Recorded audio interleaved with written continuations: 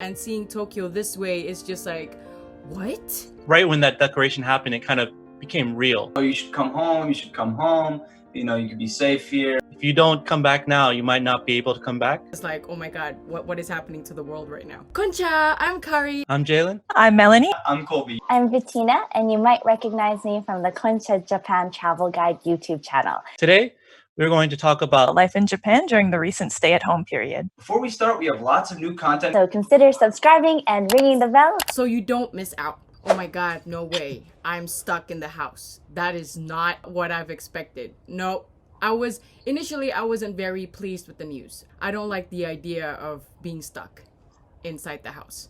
because up until that point, life in Japan was kind of, or at least Tokyo was very average. Nothing really changed. It was just like big news outside of Japan. And so right when that declaration happened, it kind of became real. So when the state of emergency was declared in Japan, it was like a little later than like I feel like a few days later than Western countries. So I was kind of like, yeah, it was expected. Like it wasn't really surprising. I was kind of like waiting for it to be announced, but I thought it was just super late and kind of like, only now was kind of my initial reaction. Before, everyone kind of thought, hey, this couldn't really happen in Japan, or, Japan is safe from this, we avoided it. And it kind of shifted everyone's way of thinking to kind of be a little bit more cautious about the coronavirus in Japan. It didn't make that big of a difference in my life at that time when the state of emergency was declared. It was more just kind of like a recreational bummer. But I was happy to see things were finally getting done about it. And it's looking to be quite an improvement. Like my highest panic level was when the Olympics were still not canceled. And I was like, we're going to have 7 million people from all over the world coming. And that was probably like my biggest like panic moment.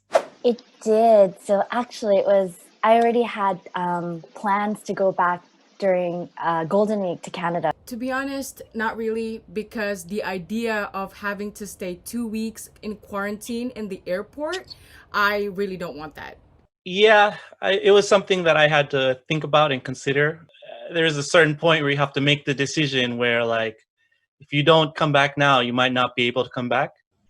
Yeah, like I've lived here. It's like almost a decade. I've lived here for almost a decade now, so there was never any real consideration of going back to Canada. I had a lot of people back home, because since my family and friends are, mostly Americans, they at the start of everything, they were very concerned for me, and they said, "Oh, you should come home. You should come home.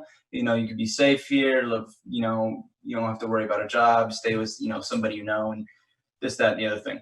But since I've kind of rooted myself down here, especially with like a job, I thought the best decision was for me to stay here. That the state of emergency was declared here, things had already gotten worse in America. So now I was kind of the one calling my loved ones and asking if they're okay. So things kind of reversed by that point. I was worried that if I went, I wouldn't be able to come back into the country. And I'm kind of glad that I didn't go, because then later they announced, oh, they're not accepting anyone into Japan. And since I'm signed up with the Canadian embassy, I get emails every week saying, oh, these are the flights going out of Japan to Canada only Monday, Wednesday, Friday. If you want to go now. So like I felt the urgency to go. So it was really difficult to decide, mostly online, so news and the Facebook groups for expats. So basically my main source would be Facebook, and then other Japanese news that's in English. Japanese news sites like the Mainichi Shimbun. There's also, I think it's Japan Times. Those two websites I mostly check because the news is fairly quickly. They'll usually get it translated within like a couple hours. Otherwise, sometimes I'll watch TV in HK. So since I don't have a TV in my apartment, it's kind of difficult, to watch TV, stay up to date with the news. So I just go online. There are some, forums on Facebook or groups. And also when I teach sometimes, I actually just ask the students, so what did you read or what did you learn about the, coronavirus situation? And then I see what's happening. 100% by word of mouth. Just on the phone with people, in and outside of Japan, telling me about the situation, here, and talking with friends here and my coworkers. I got a lot of news from them because how we're going to proceed with work and things like that, and it depends on what the government's doing, and so I'll get updated through there. I would just be checking usually English language news sources, but when I did want Japan-specific information, I would try to check the Japanese news because for the English language media, they're kind of intense, I guess. Everyone is wearing a mask. Everyone, no matter what. People in Japan tend to wear masks anyways. Now everyone is, and I kind of feel ridiculous if I'm not carrying my mask on me. You would see within kind of a week that Tokyo Station was very full of crowded people, and you can't even you accidentally elbow people walking down the halls. But actually, kind of almost became like a ghost town. So many things are closed that it can feel kind of dead.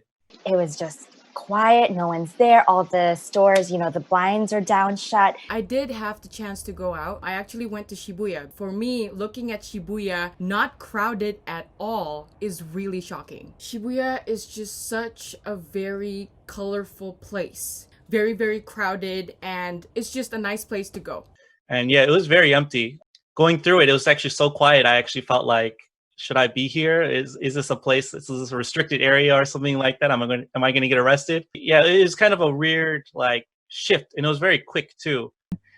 I live really close to Shinjuku, so I've actually had a chance to walk around the heart of Shinjuku with nobody in it. It's really interesting to see almost nobody. It's really, really weird knowing Tokyo for the longest time and seeing Tokyo this way is just what? It's kind of sad because the liveliness is gone, but it's only temporary, hopefully. Usually it's really, really crowded as, you can't move at all. Usually, you're touching. But this time you can actually sit down, which is in a way incredible, but at the same time terrifying because oh my God, what is happening to the world right now? I noticed that everyone kind of sits one seat away from each other. So there's a space in between everybody. And if people don't sit in between them, they'll actually rather stand or go to a different part of the train. If it wasn't possible to space out, people were still sitting beside each other. So yeah, but when I did go on the trains, it was a bit more empty than usual. There was one time that I wasn't wearing a mask because I actually ran out. So I sat down, and I don't know if that was because no one wanted to sit beside me, but people kind of avoided looking at me when I coughed because I was also I don't know, the cold, the weather changes. I was a little sick, but yeah, I think people were super paranoid to sit beside me. So yeah, before coming to Japan, I never ever wore a mask, and I was probably one of the people who thought, oh, it's a little strange. But then after coming to Japan, I still didn't like wearing a mask when I was sick because it's just really uncomfortable, and if I'm already sick, I can't breathe. It's just really not nice. So I started wearing a mask actually very quickly when I came here, because if you see people sneezing or coughing and stuff like that, they'll usually wear a mask.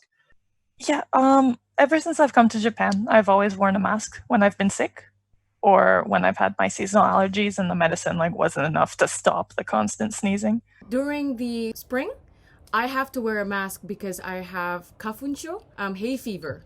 So I definitely have to wear a mask during those times. But now, I feel shame if I go outside with no mask, because sometimes I'll just run out for groceries or something like that, and oh no, I forgot my mask, and I feel people are looking at me yeah, the societal pressure to wear a mask here is unreal. But after people look at you if you're clearly sick and you're not wearing one, so it is kind of societal pressure that maybe I should wear a mask. And then living here, I understand, it really works. I really don't want to get others sick. And it wasn't so much societal pressure. Rather, it was societal pressure in the US that made me not wear a mask. Because the thing is, if you wear a mask in the US, prior to these times, it was alarming. It was it's oh my God, this person's ill, they're really sick if they have to wear a mask, right? So, only surgeons wear masks, when they're at work. Before our image is, doctors wear it, or they have some kind of serious deadly disease. I'm kind of curious now to see if Western countries will wear masks now kind of in general. Yeah, I do think it'll become normalized in the U.S. To be completely honest, it was very hard for me to get my own mask because in the supermarket, the one near my place, they ran out every time. So my father, who works for a big company in Yokohama, actually stole some from his company to give it to me. That's daughter and father love. Thank you, Papa. My boss mailed me. I've been working remotely at one of my jobs, and my boss sent me my paycheck through the mail, and he included 2 masks with it. So that was really nice. My boyfriend has to work from home too, and it's a really test of the relationship too, you know, staying inside the house all the time. So there were just a lot of like, and then I'm like, I want to go out, but I can't. And then he want to go out, but he can't. It's just tough, really. It's not easy. Obviously, my freelance work is not as much. That feeling of like not being able to get a gig during this time is just a bit tough because you're just constantly thinking of like, how are you gonna pay for this? How are you gonna pay for that? I had some very serious talks with my company and stuff like that, to make sure like, how's the future going? Should I be looking for a new job right now? Like, is everything okay? But they kind of assured me a few times that like, nothing's changing, everything is business as usual. But I do still feel for a lot of my friends because I know especially the ones that have the contractual jobs, a lot of them lost those jobs, and either that or they're working like I heard one of my friends working 5 hours a week. I work in the travel and tourism sector doing translation. That's essentially what I do, and I rely on contracts for that kind of work. Like last year, I had a contract with an airline company. Of course, that cannot happen this year. There's no customers to be served, essentially. I kind of had things in the works for the Olympics for like interpretation and translation contracts. And of course, those are all gone now. There's going to be a lot fewer chances for me to do the work that I want to do. So for my job security or my like freelance, like a hustle life, it's kind of... Fortunately for me, I'm able to work from home. I don't know how long I'll be able to do that by the nature of my job. So right now things are going well, and it's actually a great convenience. And so they've moved to like Skype classes, which has been kind of nice, honestly, for me. It's definitely weird and kind of takes away the fun of playing with kids when you're doing it through a computer, but it definitely lightens my workload a ton. So it's been strange, but given that my lessons are one-on-one, for me, it hasn't been a big deal. It was already an online job, so before the pandemic hit, I was already used to working at home. So that's been okay. But then the other jobs too, for example, taking photos for some companies or the department stores like KO, they closed the store. So I haven't been working with them since Japan declared the emergency, which is kind of unfortunate. And I don't know how long that's going to be. And so, yeah, it's a little bit stressful in that sense, but I'm still glad I have something. Yeah, going to the supermarket, I usually go during times at night where things are cheaper. So I would go every day to get those cheap items. But now that I have to limit going out, I have to do my shopping in bulk, like once a week or twice a week. But I used to go every day. So it's a little difficult for me to get the cheap things and go out as minimally as possible. So, yes. It's difficult for anyone in a long distance relationship with international travel restrictions, to like maintain things and keep things going. So I've had the brunt of that, unfortunately. So like, yeah, that's been like the biggest trouble for me. In the beginning, it was so hard to get toilet paper. One time, I actually have to use wet tissue because I don't have any more toilet paper. But, you have to do what you got to do. After work, sometimes I don't want to cook or anything like that, so I want to just go to a restaurant and eat. But a lot of them were closed, especially around the Tokyo Station area. And another one was actually getting a haircut. But I finally got a haircut after 2 or 3 months. Because I had to pay a lot more money to go to a hair salon. It went, I guess my hair, if I pulled it down, it went about to like below my eyebrow. And, usually I cut my hair every month at least. And it's been, 2 or 3 months. I had a good afro going on. So that, and also had the quarantine beard too and stuff like that. So I looked homeless. Yeah. Yeah, I can't meet my friends at all. A lot of them have kids. I don't feel comfortable going because I do live. I live in Tokyo, so I feel really uncomfortable meeting my friends who have contact with elderly people or kids. So I haven't met my friends in person for a very long time. So that's been the biggest difficulty for me. Yeah, I dedicate a lot less time to work and have a lot more free time, which is nice, and I like it like that. Well, when my husband's sushi restaurant was closed for like a month, and I have been working remotely since March. So during the 1 month when he wasn't working, we were together almost every day, and it was like really like fun and nice, and we got a lot of quality time together. So that was really cool. It was mostly, I guess, just kind of enjoying being at home and being content with relaxing. I guess I've been doing a lot of meditation recently, be more calm and, generally think about like my life and, get interested in like philosophy and stuff like that. While like generally in Japan, you're kind of working really long hours, so you don't really have time to do all of that. You just kind of work and then you like come home, eat dinner, and then go to sleep and then work again. Oh, I mean, a lot of my friends are on social media and like Discord and things like that. And, since a lot of them are home now, since like they live in the States, a lot of them are, because of the pandemic, they're inside a lot and they're awake at strange times. I'm able to like play video games and chat with them at hours that I would not be able to. So I've been more in touch with my friends back home because of things. And that's been really nice and comforting during these times, honestly.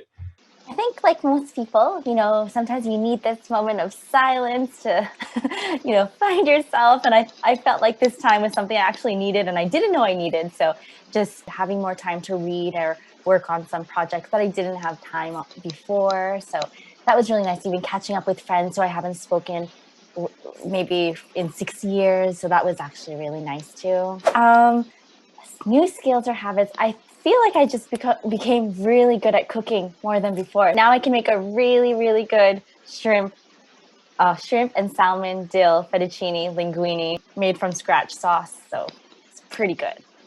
I tried to learn more editing skills with video. I like started making like videos and stuff for fun, just like little comedic like clips and things, posting them on Instagram and YouTube and stuff. So I started to cook more often at home, so I definitely learned new cooking style. Spaghetti arrabbiata. It's a spicy spaghetti, but I added my own flair, which I add more spinach and mushrooms and all the good stuff. It's actually really delicious. I've also been, cooking more often because, like I said, a lot of the restaurants are closed. So like, look up recipes on like how to make my dishes like that I want to eat outside from the restaurants and stuff like that too. So I guess maybe I'm a better cook too. I can show you guys next time maybe the things that I can make. The most important part is I am a person that barely works out. But during this time, I started workout program. So I did try that and I'm very pleased with myself. Like, oh my God, Kari is actually working out. That's good news. And I'm really nervous that it's going to just crash and I'm going to fall to the first floor. I was questioning if it's really safe or not, but then I was like, oh, we're in Japan. It's fine. I'm just inside all of the time, drives me mad. Like looks at me and in English, she says like, "You're not wearing a mask."